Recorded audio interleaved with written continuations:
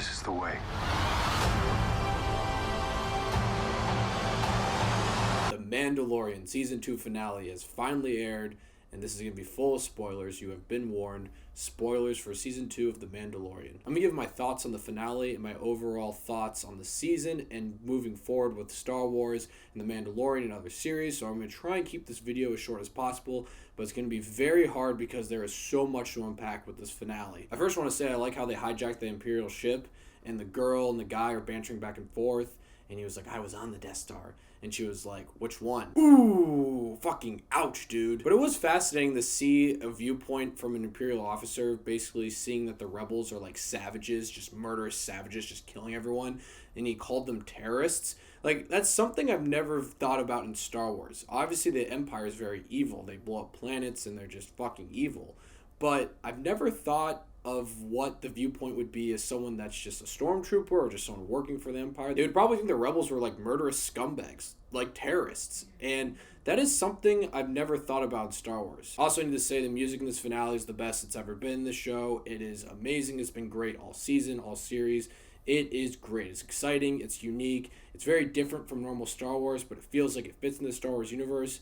It's great. I'm going to miss a lot of moments in this finale because I don't want this video to be too long, but there are so many great moments in this finale. This is by far the best episode in the whole entire series. Those Dark Troopers mean business. Oh my god. The one beat the shit out of Mando, and it was just one. I can see why they had like an emergency switch just in case those things start malfunctioning, going crazy and killing everyone. Yeah, fucking shoot them out into space. Those things are frightening, but they were so cool. It took Mando basically every resource he had to take one out. So it shows how threatening those things were. Mando finally gets to Baby Yoda. Moff Gideon's threatening him, and they start talking about the Darksaber. And full disclosure, I've talked about this before. I've never seen the Clone Wars or Rebels, so it was kind of nice learning a little bit of backstory about the Darksaber and what the purpose of it is and how it's used and all that types of stuff. Moff Gideon's like, yeah, we already have Grogu's blood. You can just take him. It's fine. Obviously, he was lying about that, and then they get in a fight, and it's a fight that I think everyone was expecting at some point. I just didn't know if we were going to get in this finale or maybe in another season. But it's Moff Gideon versus Mando. Moff Gideon's using the Darksaber.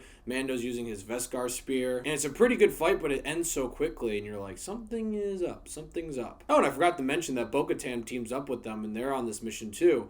And Bo-Katan obviously wants to get to Moff Gideon to get to the Darksaber, because if she gets the Darksaber, she can rule Mandalore. But then a twist that I think probably other Star Wars fans knew that I didn't know, that it's basically kind of like the Elder Wand in Harry Potter, that you can't be the master of this thing unless you defeat the person who had it before. And that's why Bo-Katan wanted to kill Moff Gideon, and it all makes sense now. So Mando defeats Moff Gideon, and that means that he's technically the ruler of Mandalore.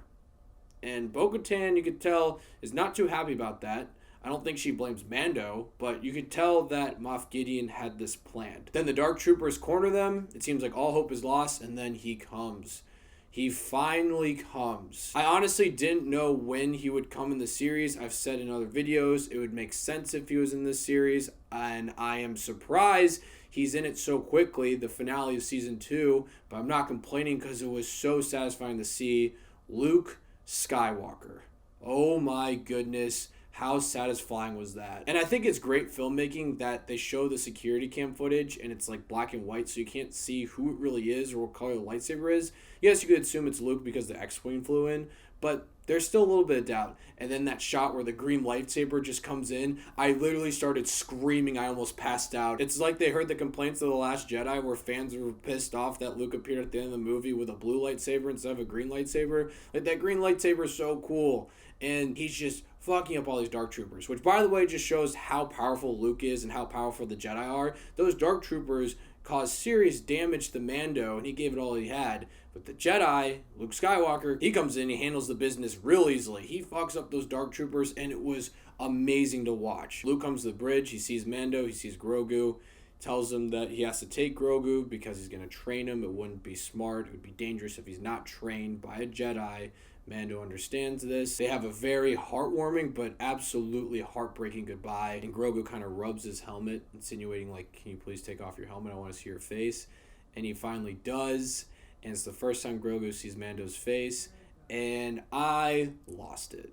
I was so emotional. I teared up. It was so satisfying to see. And it's just really great to see this. I haven't felt this way about Star Wars in a very long time. I was really excited for The Force Awakens to come out, and I still enjoy that movie. But as time goes on, I enjoy it less just because of how the sequel trilogy ended up. And it was really because they lost their sense of heart. The Force Awakens had some heart in it, but as the movies went on, and as other productions went on, they lost what Star Wars really means. Jon Favreau and Dave Filoni understand what makes Star Wars special. These moments right here, these characters, these emotional attachments, it's why we love Star Wars. And I haven't felt like this since Revenge of the Sith, maybe even the first time I saw Return of the Jedi. It's been a really long time since I've loved Star Wars this much. All I can say is thank you. Thank you so much, Jon Favreau, Dave Filoni. I am so happy this really worked out. So a lot of people were skeptical about Mandalorian, especially after The Last Jedi and Rise of Skywalker and the Solo movie. It seemed like Disney Star Wars was falling apart. But with the Clone Wars finale, that yes, I saw the Clone Wars finale. Don't hate me. And then Mandalorian now, it seems like they're on the right track. This is the best live-action Star Wars I've seen in a very long time. This specific episode and this whole entire season. Yes, there's lots of Easter eggs, there's fan service moments, but there's so much heart in this season, in this series, that was lost in some of the new Star Wars stuff, and even in the prequels, that we haven't seen in a very long time. And I'm really glad it is back. It was just great payoff. And honestly, I have no idea where they're going to go next. I understand that this series was kind of like a hub to make spin-off series. Like you got Ahsoka, they're going to make the Ahsoka series. And then the post-credit scene, you got Boba Fett. He's going to get his series finally, which, by the way, great post-credit scene. That was fucking cool. He's going to be king of the gangsters. He just takes over Jabba's palace. Like, that was very satisfying to see, that shot of him on the throne. I just gotta say that was awesome. But with Mandalorian, I have no idea where they're gonna go next. I know that Moff Gideon said that they had Grogu's blood, and I'm assuming that means they're gonna try and make some sort of Palpatine or Snoke clone, which I'm 50-50 about going in that direction because I think this is just a great story on its own. But hey, we'll see. It might tie some loose ends with Rise of Skywalker that might make it less messy. Wouldn't fix it, but make it a little bit less messy. But I'm curious to see where they would go with that. It does seem like the main point of Season 3 will be about the Darksaber, Mandalore, Bo-Katan versus Mando, which will be fascinating to see because obviously they don't want to fight each other. So I'm curious to see where they're going to go with that. But this episode, this season finale, felt like a series finale in so many different ways. I am extremely excited to see that Luke Skywalker is back. Even though it was nice to see Mark Hamill, and I think they did a pretty good job with the de-aging CGI, was a tiny bit distracting. Kind of wish they had Sebastian Stan, Winter Soldier. He looks basically just like young Mark Hamill. I think that would have been nice. And bringing Luke back in the Ahsoka series, I am really excited because I feel like they're finally going to do something where Ahsoka does see Luke and they have that conversation. Luke's like, I'm Anakin's son. And he'll finally tell Ahsoka about how Vader, Anakin, eventually turned good at the end of Return of the Jedi. And he'll give Ahsoka some closure. Which I'm assuming that's what they'll do because that would make the most sense. That'd be extremely great storytelling. But this finale was great. It wrapped up a lot of aspects of the story, but also presented a lot of new questions. And I honestly have no idea where they're going to go with Season 3. And it's going to be sad because I think what makes this show really special is the connection with Mando and Grogu. And it seems like with Season 3, that's probably not going to be a thing.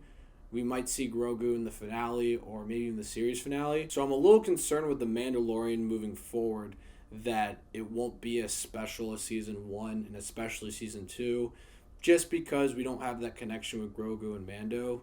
But who knows? I mean, they've done a phenomenal job so far. I trust Filoni and Favreau to do the right thing. In the end, though, Season 2 of The Mandalorian was fantastic. The season had one filler-ish episode, but all the other episodes moved the plot forward, and it was so much fun to watch. We learned more about our characters. They add more elements to this world. The season was always engaging and always interesting. They're always throwing new elements at you that get you excited about new things.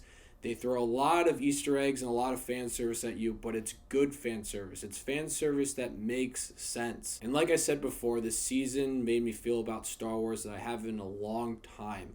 It really understands what makes Star Wars great. And it's those connections, those characters, those emotional attachments, and this season nailed it. This is some of the best Star Wars I have seen in many years. I'm going to give season 2 of The Mandalorian 9.5 Davy Daves.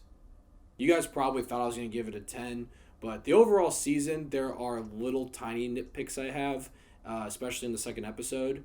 If it was just the finale and like the last few episodes since the Jedi episode, I would for sure give it a 10 out of 10. No questions. But the overall season, there's a little nitpicks, so it's not completely perfect. But like I said, it's the best Star Wars I've seen in many years. I also thought about this the other day. I wondered if I would have liked the season more, if I could binge it, if it all came out at once. And I think rewatching it, maybe, but I like the anticipation each week, where we have discussions, debates, and like theories of what's going to happen next. So I'm going to say no. I like the weekly anticipation. Now, I do kind of wish that it would come out at a time. I get that comes out at midnight, but I'm saying like every Sunday night at like 9 o'clock. New Mandalorian episode. Kind of like what they did with Breaking Bad and Game of Thrones, where it felt like an event. I think it would just make it a little bit more exciting. I miss when TV would still do that. I get it, streaming, and it does come out at midnight, but I don't know. Sometimes that just makes the show a little bit more special when it comes out at like a specific time on like a Sunday night. Makes it like a live event. So, season 2 of The Mandalorian. Let me know what you guys thought of the season and the finale. I'm curious to hear. Thank you so much for watching. Click here to see more of Dave's Takes.